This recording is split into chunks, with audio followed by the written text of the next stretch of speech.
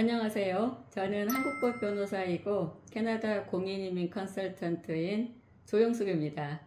지난 105회 영상에서는 불송치 결정이 이민 절차에서 문제가 되는 첫 번째 이유는 단기 비자인 스터디 퍼밋 절차의 경우에 담당 이민심사관들의 법률 지식이 상대적으로 높지 않기 때문이라고 말씀을 드렸어요. 오늘은 두 번째 이유에 대해서 말씀을 드릴 건데요. 그 이유는 스터디 퍼밋을 포함한 단기 비자의 경우에는 이민심사관들의 재량의 범위가 아주 넓기 때문에 거절할 때 명백한 근거가 필요가 없고, 따라서 불송치 결정의 경우에 거절될 확률이 높아진다는 거예요. 이를 다시 말씀을 드리면 단기 비자 신청의 경우와 영주권 신청의 경우는 거절 결정의 법률적 근거가 달라요. 영주권 신청의 경우에 이민심사관이 이를 거절하려면 거절 레터에 거절 결정의 법률적 근거를 명확하게 기재를 해주어야 해요.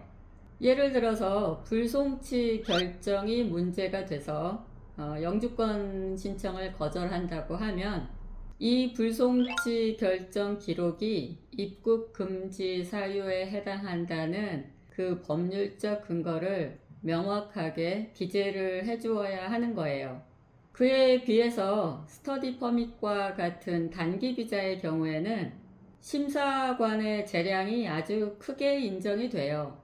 다시 얘기하면 법률적으로는 딱히 거절할 근거가 없지만 어딘가 이민심사관의 심사를 거스릴 만한 사유가 있으면 거절할 수 있다는 거예요.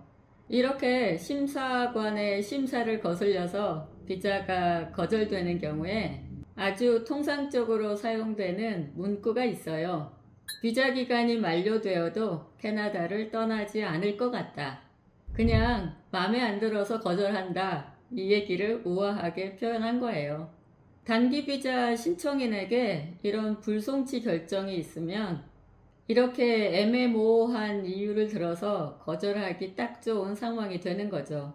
지난 영상에서 말씀드린 바대로 범죄 기록이 아닌 불송치 결정도 캐나다 이민 절차에서 문제가 되는 이유는 영주권 절차에 비해서 단기 비자 심사관들의 법률적 지식과 경험이 부족하기 때문인데요.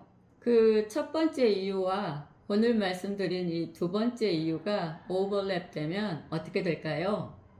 외국 법인 한국법상의 불송치 결정을 심사하게 되면 굳이 그 내용을 이해하려고 애쓰지 않고 재량권이라는 이름 하에 거절하기 딱 좋은 상황이 되는 거죠. 영주권 절차에서는 모르는 내용이 있으면 추가 자료 요청이라도 해오지만 단기 비자 절차에서는 제출된 자료만을 기준으로 심사를 하는 것이 원칙이거든요. 스터디 퍼밋을 거절당하신 분들은 억울하기도 하고 캐나다 이민국이 원망스럽기도 하시겠지만 스터디 퍼밋과 같은 단기 비자의 경우에는 영주권 신청에 비해서 그 신청 건수가 엄청나게 많고 대체로 처리 기간이 2-3개월이라는 점 때문에 심사에 많은 시간을 들일 수 없다는 행정의 경제성 문제가 고려가 된 거죠.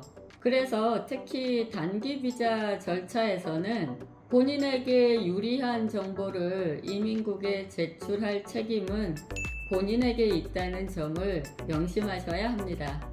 불송치 결정이 이민 절차에서 문제가 되는 세 번째 이유는 다음 영상에서 말씀드리겠습니다. 그 내용이 궁금하시면 다음 영상도 놓치지 마세요.